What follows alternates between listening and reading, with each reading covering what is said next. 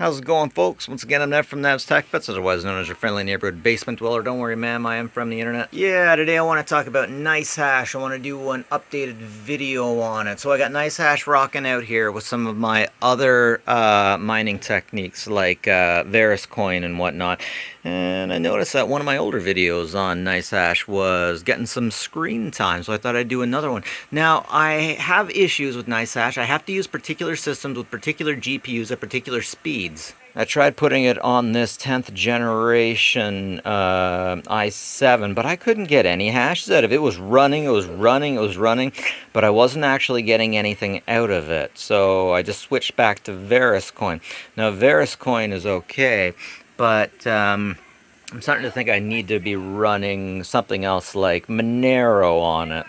I'm running Coin here, Coin here. I'm only got NiceHash running here or on that system, which is an i7 13th generation, or on this system over here, which is a, I believe it's 16 core Ryzen 9.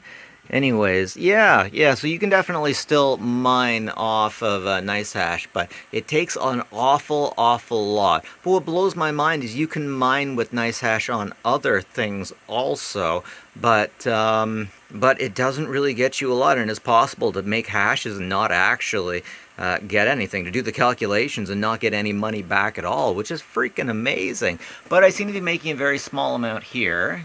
And the energy is free to me. See, I got all this solar set up over here, which is lovely. And with this, of course, free energy. Well, not necessarily free. I had to get the solar. But I purchased the solar in order to have some fun, to do some things, to learn some things. I bought these solar panels from the Mennonites for about 90 bucks each. Prices dropped down to 60. And I got some other ones over here. These ones are 90 volt, though. So, of course, I got to get some really seriously different inverters and batteries. I got 2 or 3 12-volt batteries that I'm charging with off yonder. But the 90 volt will absolutely just not friggin' do with these ones. And yeah, I have an emergency ladder up there for no reason. I don't know why it's there. But yeah, ultimately NiceHash can still be used. I'm basically running it because I found out that I still got some more Bitcoin on my unit, and it takes a long time to mine. I'm only using my CPUs here, and it's best if you're mining Bitcoin to use an ASIC miner, because it doesn't matter what you got. I got all kinds of video cards. They're not working out very well. Like here, I got a Tesla P4, but it wasn't really doing much of anything with the mining.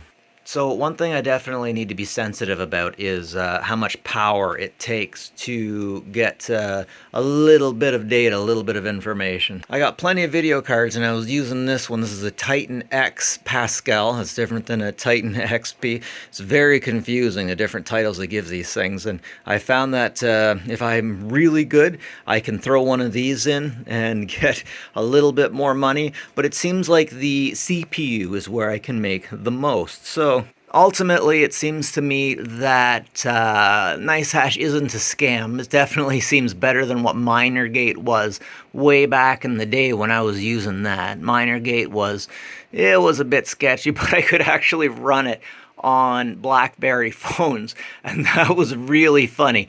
I had a whole bunch of BlackBerry phones, and I was running it off of there. A long time ago on another channel, I did a video of what I thought would be my last transfer, and I had 0.005 Bitcoin mined with just the stuff I had. I finally managed to get up to that minimum amount for transfer. I transferred it over, and I thought that was the last time I'd do it. But then they got me again. They gave me a little more back because apparently a bunch was stolen from them. Then I had to mine that. And now I seem to be in the same position. I forgot why I started mining on NiceHash again. But if you're in a situation like this, there's definitely a time and a place for everything. Definitely a time when you can use NiceHash. But yeah, that